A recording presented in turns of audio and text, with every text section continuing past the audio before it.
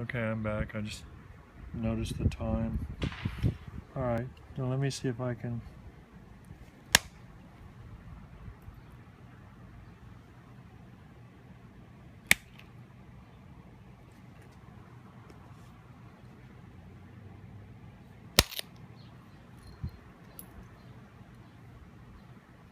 I have to be careful when I do this because, believe it or not, I can actually feel how bad it puts strain on me.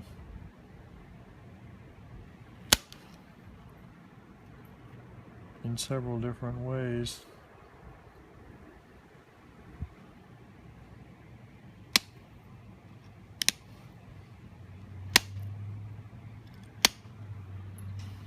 When you go from tip to base, or when you go from away from you towards you, if you're right-handed and you're going obliquely a little bit, it's easier because you're not flaking into the mass, you're flaking away from the mass.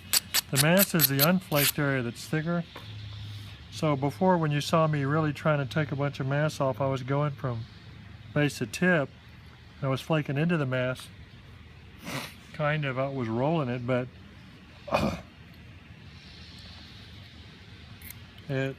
it makes a difference which way you go as to the pattern, but it also makes a difference how much it takes off.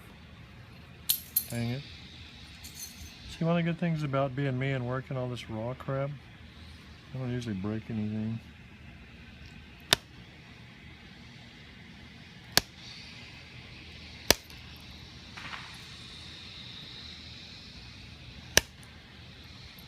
So when I go from tip to base like this, and I point it backwards a little bit, it ends up looking parallel because the top part of the flake goes straight in, the bottom part fans down, but then the next flake erases the bottom part. So you end up with it all looking like it was all straight inward when in fact it isn't.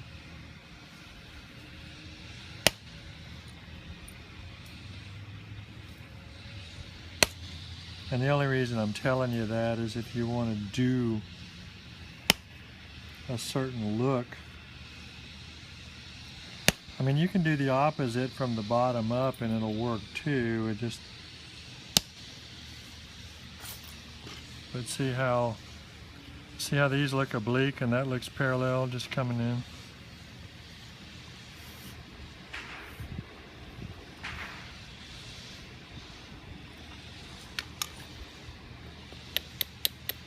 I definitely don't have the tip right on my flaker. It's too dull.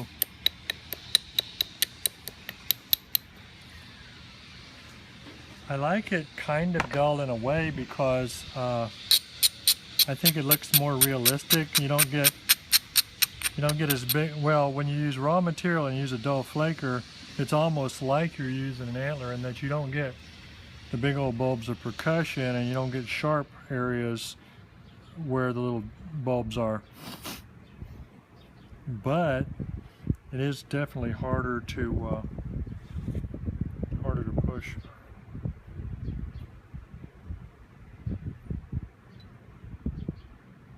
Don't know what I'm doing. I always have, whenever I got convexity like this, I always have this urge to flute it.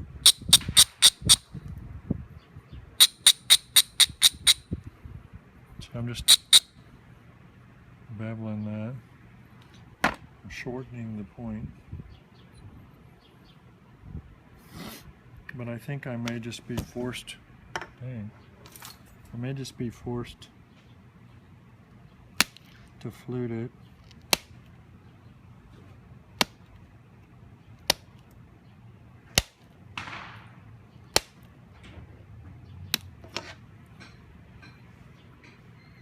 Because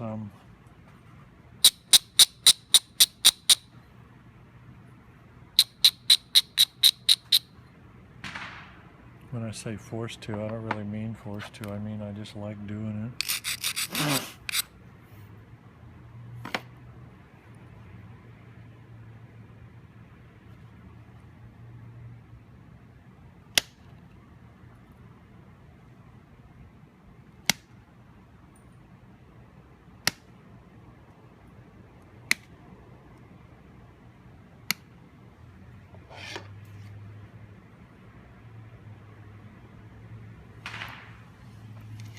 This is going to be one of my typical half-hearted kind of situations.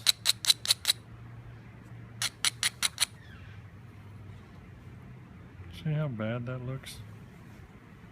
See what we can do with it in spite of it looking bad. I need, what do I need? Everything I need is right here.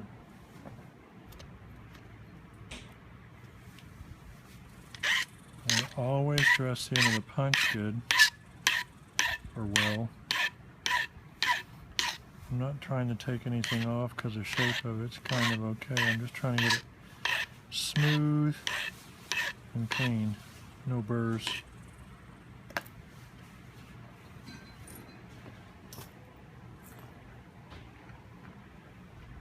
This is going to be where you can see it. I think you can, kind of.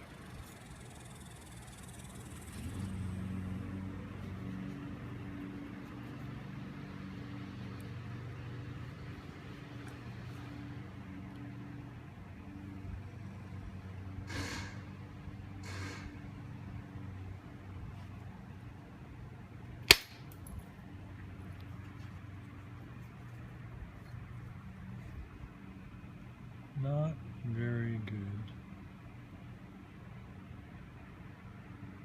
It ran an okay distance, but because I didn't have the platform very good, it wasn't pushing in much.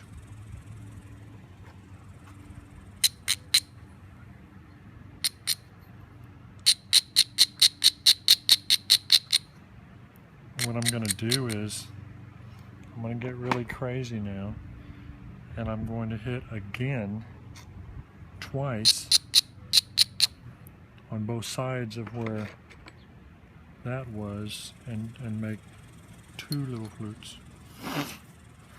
You say, why are you going to do that? I'm like, well, I don't know.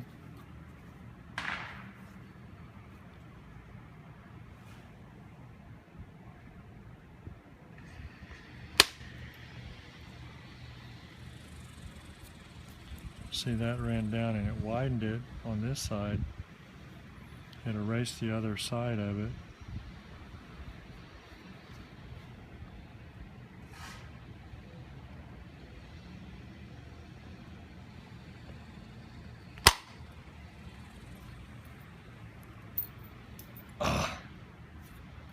And that did the same thing.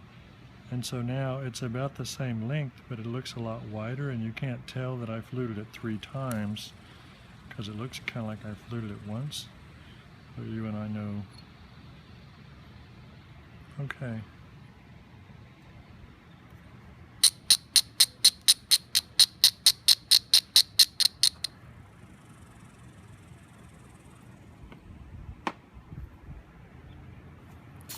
Where is my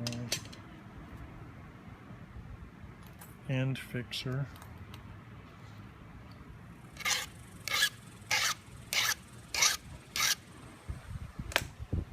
Certainly not happy with all my shenanigans today. Gotta kind of work on this a little.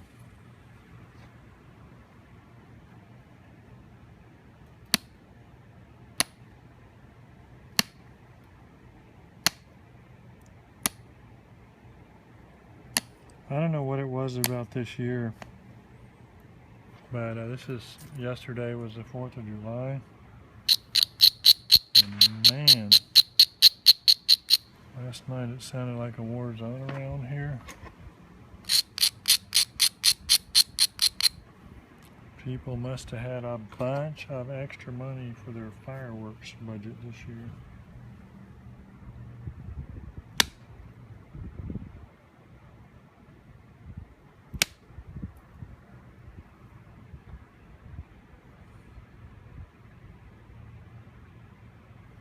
I always, I've done this kind of stuff enough to where I know usually exactly what isn't optimal about my platforms, and I leave them like that anyway and hit them anyway, which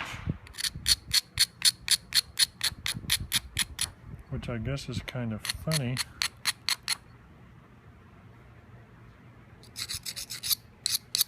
As long as I don't care.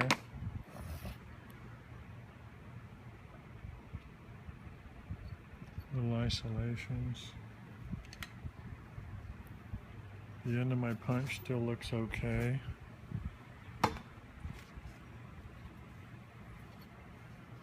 The second flute, you got to be a little more careful.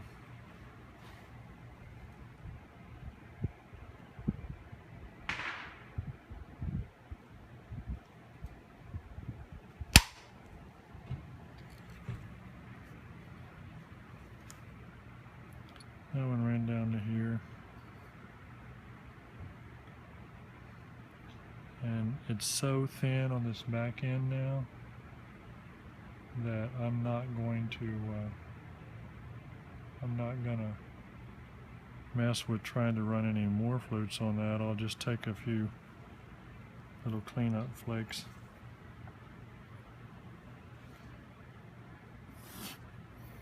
Now you might be asking yourself, well, what kind of point is this that I'm making, since it has a bunch of pressure work on it, but it's fluted.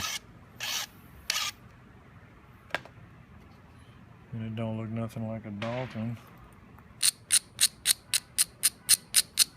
And the answer is, this is a freeze crack special.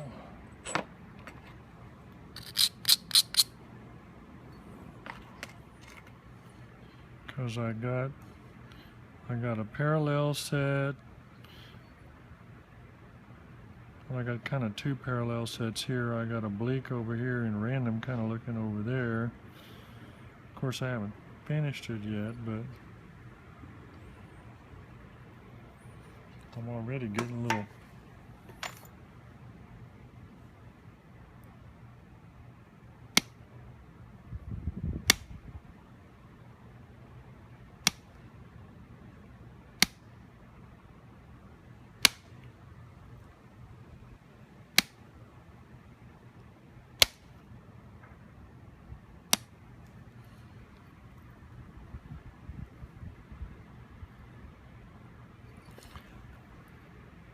Can you see how sharp that is?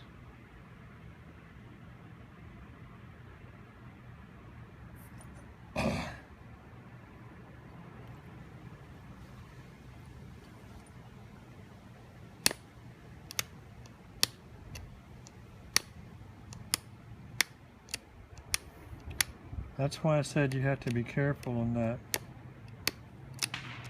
second flute. If you set your platform up too stiff,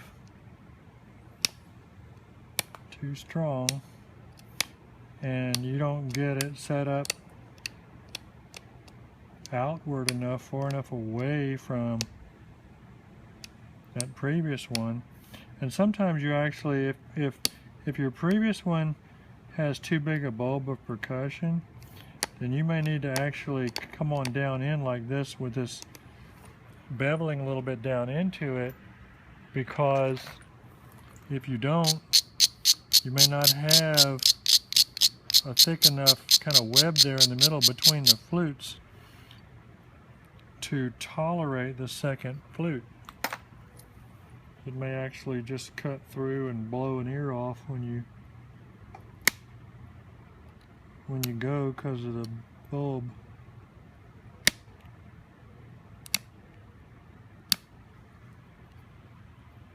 So there is quite a bit to it. If you want a high rate of success, people talk about, oh, well, gee, the reason they quit fluting, the old boys, they quit fluting, was because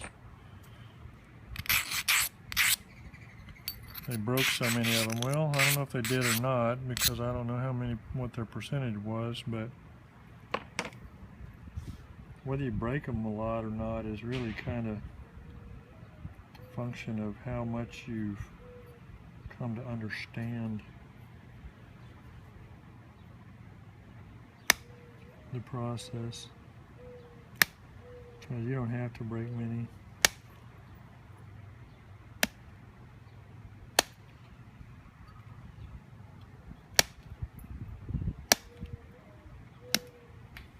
We're going to say this is a Eastern style Clovis that's been resharpened a bunch or something.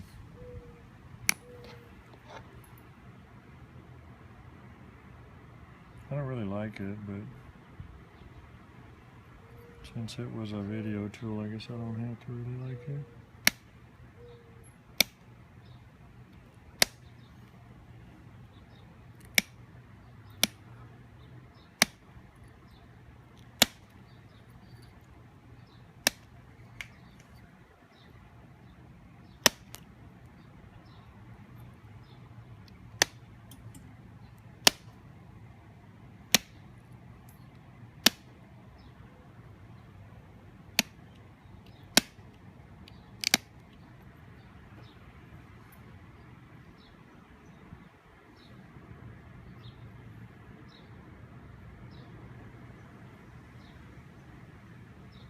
This is not the way you really make a Clovis if you want it to be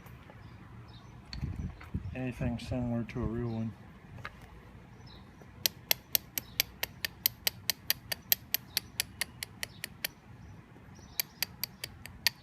But I will tell you that I don't think,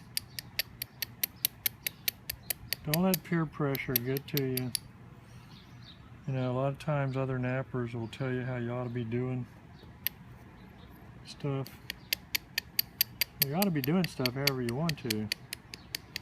I tell people ways to not break stuff and to make stuff like they want it to look, but I also always tell people that there's more than one way usually to do it, and I'm always experimenting and evolving, so I don't care how people do it as long as whatever they do works for them.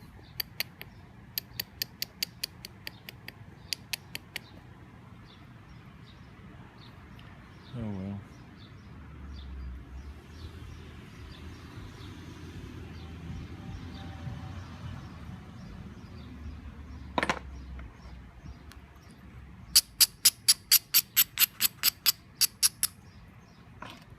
I'm just messing with the balance a little bit. I leave it off on purpose sometimes now because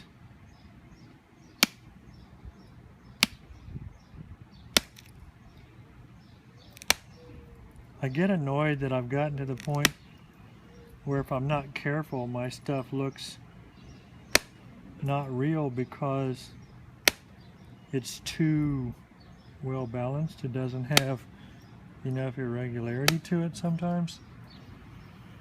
So sometimes now I'll just put some irregularity into it on purpose.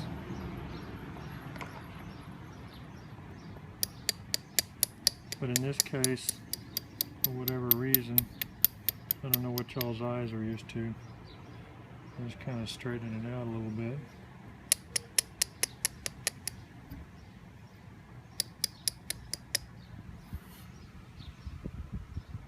Still not right.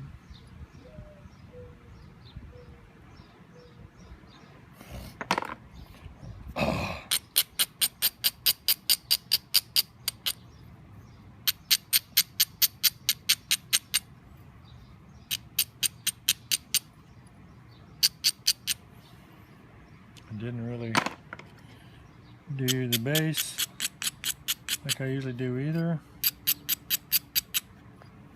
It's okay.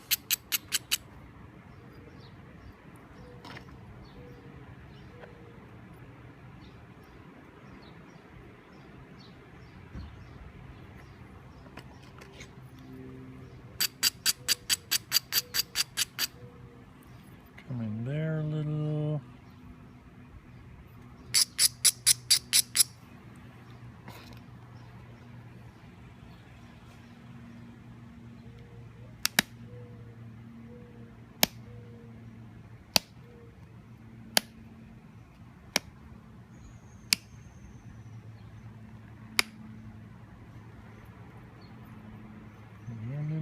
And over here a little bit.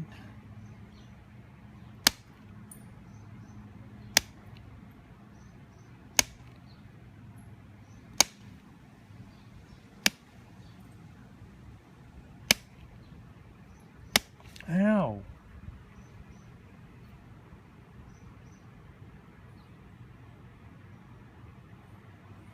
No, I have no idea how that did that, whatever it did. I have no idea how that cut occurred. I guess that flake or some flake popped up and got me. Like, that was weird.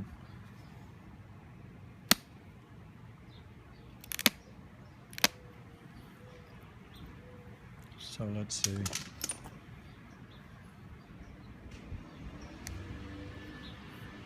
What do you think of this? Does this sting terribly?